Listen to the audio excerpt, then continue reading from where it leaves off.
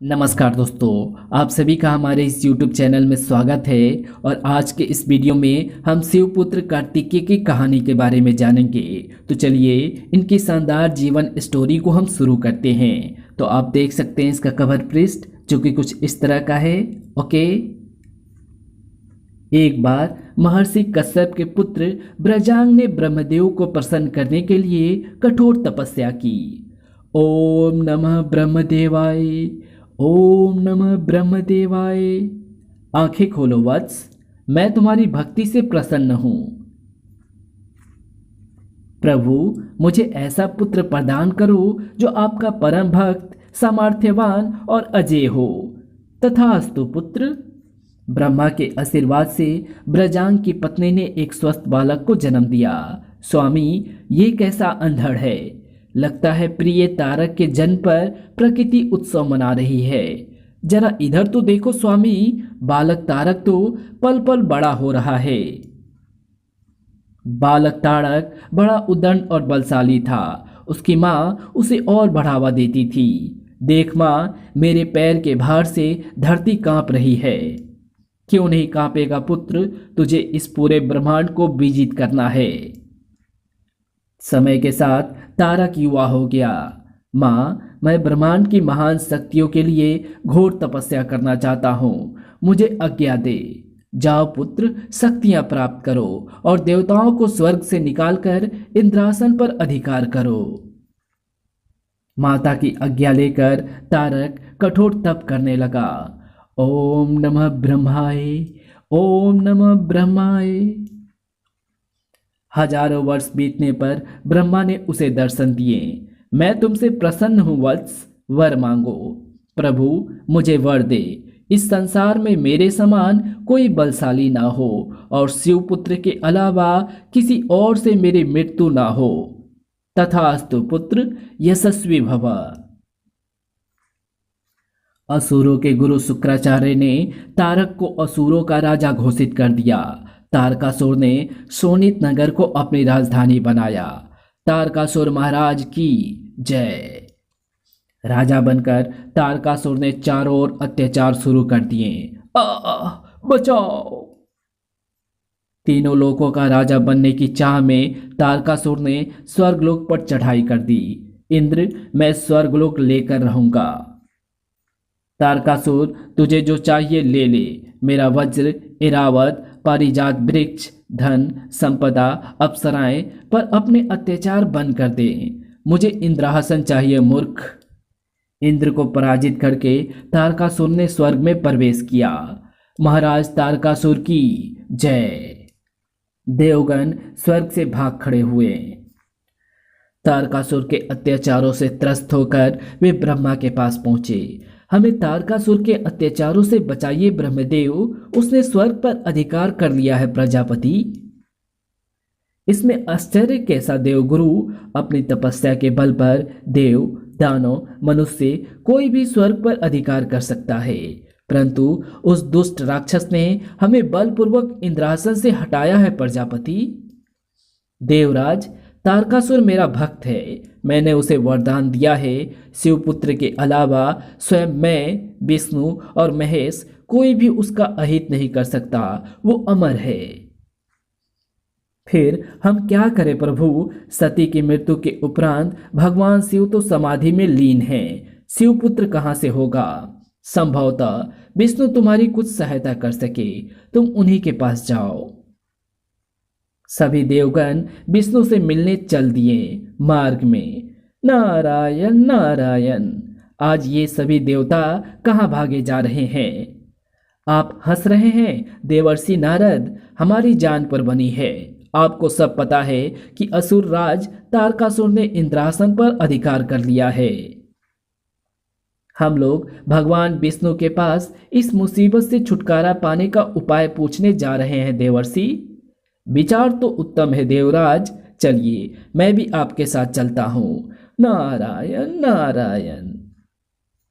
देवताओं की समस्या सुनकर भगवान विष्णु ने उपाय सुझाया। देवराज इंद्र, फिर तो तुम्हें शिवपुत्र प्राप्त करने का प्रयास करना चाहिए। तुम्हें मालूम है देवी सती ने पुनः पर्वतराज हिमालय के यहाँ पार्वती के रूप में जन्म लिया है। किसी तरह शिव पार्वती का मिलन कराओ। हम वहीं जाते हैं प्रभु। नारायण नारायण। देवराज तुम शिव को मनाओ, मैं पर्वतराज हिमालय के पास जाता हूँ। देवराज क्यों ना हम कामदेव की सेवाएं लें। चंद्र तुम्हारा सुझाव उचित है, परंतु शिव ने देवताओं की पहली कोशिश कामदेव को ही भस्म कर दिया। कामदेव की पत्नी रति बिलाप कर उठी, अरे निष्ठुर स्वार्थी, मेरे पति को शिव की क्रोधाग्नि में भस्म करा के तुझे क्या मिला। धैर्य रखो रति, कामदेव ने लोकहित के लिए अपना जीवन समर्पित किया है। देवताओं और देव ऋषि के अथक प्रयासों के बाद शिव पार्वती का विवाह संपन्न हुआ। विवाह के उपरांत देवताओं की प्रार्थना और रति के निवेदन पर भगवान भोलेनाथ ने कामदेव को जीवन दान दे दिया। सुखी रहो कामदेव, आज के बाद तो मैं स्वयं तुम्हारे वश में हो जाऊंगा। प्रभु मैं तो सदैव आपका दास हूँ। शिव ने कैलाश पर अपने गणों को नियुक्त किया और स्वयं पार्वती के साथ एक निर्जन गुफा में विहार करने चले गए। युग बीत गया शिव को विहार करते हुए, पर शिवपुत्र उत्पन्न नहीं हुआ। तब चिंतित होकर स्वर्ग से निर्वासित देवताओं ने सुमेरु पर्वत पर विष्णु और ब्रह्मा के साथ गोष्ठी की। प्रभु पता नहीं शिवपुत्र का जन्म कब होगा और कब हमारा ये निर्वासित जीवन खत्म होगा। देवराज किसी के विहार में विघ्न डालना उचित नहीं है, समय पर ही सारे कार्य संपन्न होते हैं। बहुत सोच विचार करने के बाद 1000 वर्ष पूर्व होने पर सभी देवता कैलाश पर पहुंचे। हे नंदीश्वर, ये सभी देवगण भगवान आशुतोष शिव के दर्शन करने के लिए व्याकुल हैं, कृपया उन्हें संदेश दे दें। हे लक्ष्मीपति, स्वामी की साधना में विघ्न डालने का साहस मुझ में नहीं है, आप स्वयं ही उनकी स्तुति करें तो किंचित वे बाहर आ जाएं। देवताओं द्वारा स्तुति करने पर शिव बाहर आए। आप सभी को देखकर मुझे प्रसन्नता हो रही है देवगण, कहिए मैं आपकी क्या सेवा करूं। हे परमपिता भोलेनाथ, हे जगत हितकारी, ये सभी देवगण आपके सेवक हैं, इनकी विपदा दूर कीजिए। तारकासुर का वध आपके पुत्र द्वारा ही होगा, ऐसी विधाता की इच्छा है।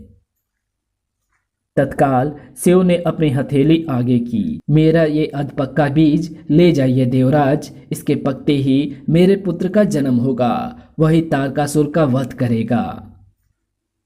देवराज इंद्र के संकेत पर अग्निदेव ने तत्काल कबूतर का रूप बना बीज को चोट से उठा लिया। बीज को निगलकर कबूतर उड़ा, परंतु देवराज, इस तप्त बीज से मेरा गला जला जा रहा है, मैं इसे ग्रहण नहीं कर सकता। तभी भीतर से क्रोध में भरी पार्वती बाहर आई। अरे तुम बड़े स्वार्थी और दुष्ट हो, अपने स्वार्थ के लिए तुमने मेरे विहार में विघ्न डाला है। जाओ, आज जैसे मैं बंध्या हुई हूँ उसी तरह सभी देवांगनाएं भी बंध्या हो जाएंगी। रे धूर्त अग्नि, तूने शिव की परम शक्ति का भक्षण किया है, आज से तू सर्वभक्षी हो जाएगा। शिव बीज की उष्णता से तड़फड़ाता हुआ अग्नि गंगा में जा गिरा।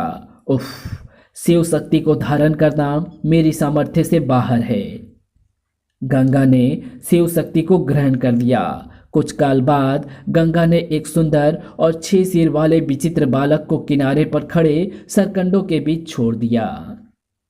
अब समय आ गया है पुत्र, अब तुझे देवताओं का दुख हरण करने स्वर्गलोक जाना है। देव इच्छा से कुछ देर बाद उधर से राज ऋषि विश्वामित्र निकले तो बालक को देखकर चौंक पड़े। अरे विचित्र बालक है, इसे यहाँ कौन छोड़ गया? मेरा विधिवत संस्कार करो ब्रह्म ऋषि। पुत्र, मैं ब्रह्म ऋषि नहीं, मैं तो गाधी क्षत्रिय का पुत्र विश्वामित्र हूँ। तो क्या हुआ, आज से आप ब्रह्म ऋषि कहलाओगे। मैंने आपको अपना गुरु मान लिया है। विस्मित विश्वामित्र ने देवी शक्ति संपन्न उस बालक को गोद में उठा लिया।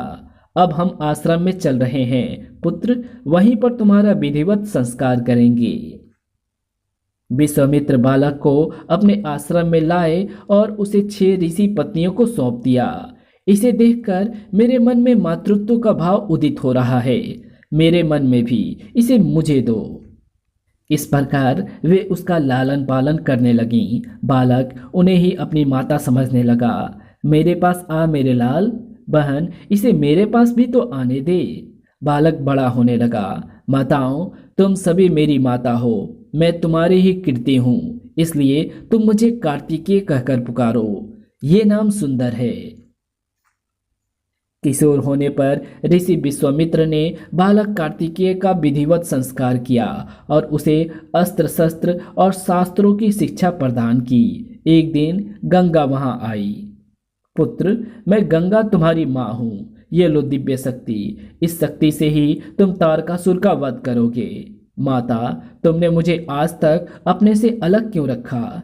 मेरा पालन तो इन माताओं ने किया है। ये मेरी माँ है। हाँ पुत्र, ये ही तुम्हारी माताएं हैं। तुम अपनी शिक्षा दीक्षा पूरी कर सको, इसलिए मैंने तुम्हें यहाँ छोड़ा था। गंगा ठीक कहती है पुत्र। पुत्र को आपके पास छोड़कर मैं आश्वस्त थी ऋषिवर। गंगा के जाने पर एक दिन अचानक 10 भयानक राक्षस आश्रम पर टूट पड़े। मार डालो इन्हें, खत्म कर दो, इनके यज्ञ को नष्ट कर दो। कार्तिकेय ने तत्काल उन्हें रोका। सावधान, एक कदम भी आगे बढ़ाया तो सब मारे जाओगे। हैं 6 सिर वाला बालक, पकड़ो इसे। राक्षस जैसे ही आगे बढ़े, भागो। लेकिन कार्तिकेय ने राक्षसों का पीछा नहीं छोड़ा। रुको, भागते कहाँ हो? दूसरी ओर देव ऋषि नारद एक दिन देवताओं के पास पहुंचे। नारायण नारायण, जय शिव शंभो। देवराज, आप कब तक यहाँ छिपे रहेंगे और हम करें भी क्या? देव ऋषि, स्वर्ग तो अब हमारे लिए स्वप्न हो गया है।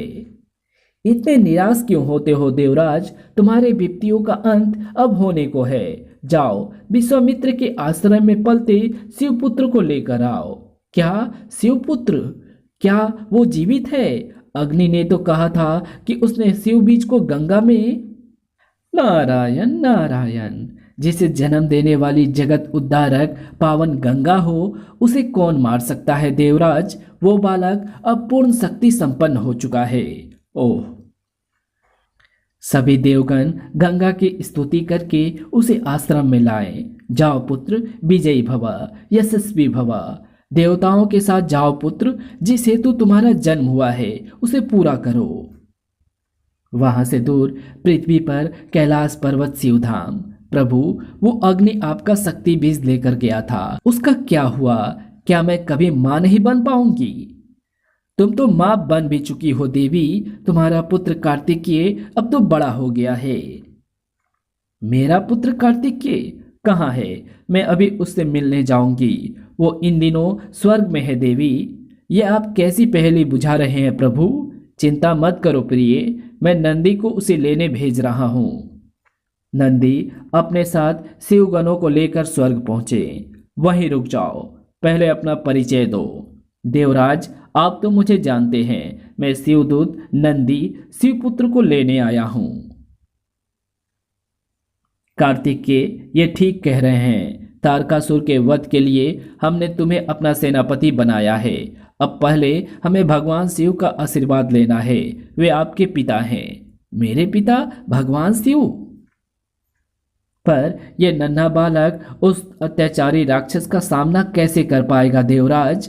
देवी, ये आपका स्नेह है, अन्यथा भगवान शिव के पुत्र का जन्म तो हुआ ही है तारकासुर का वध करने के लिए।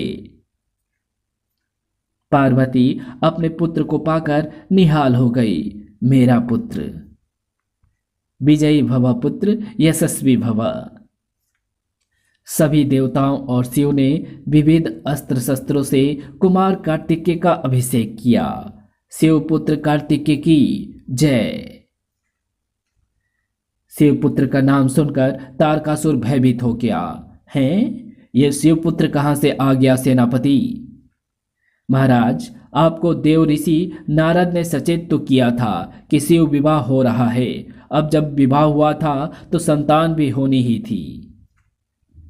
पर तुमने हमें बताया क्यों नहीं कि हमारे साथ साथ तुम भी अप्सराओं के राग रंग में डूबे रहे सेनापति। महाराज, आप सर्वशक्तिमान हैं। सुना है वो तो अभी बालक है, आप उसे चुटकियों में मसल डालेंगे और फिर हमारी सशस्त्र सेनाएं युद्ध के लिए एकदम तैयार है।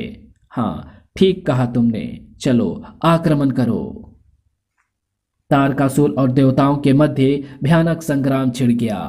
अरे दुष्टराज इंद्र, एक बालक को सामने करके लड़ने आया है तारकासुर से। ये बालक ही तेरा काल है तारकासुर। कार्तिकेय ने आक्रमण किया। साए साए खच आ। देवता भी पीछे ना रहे। कुछ देर बाद तारकासुर और कार्तिकेय आपस में टकराए। कुमार, ये आपके द्वारा ही मारा जाएगा, तुम मुझसे बच नहीं सकता कार्तिकेय। अंत में कार्तिकेय ने गंगा शक्ति से तारकासुर पर घातक प्रहार किया। नारायण नारायण नारायण। तारकासुर वध होते ही कार्तिकेय की जय जयकार होने लगी।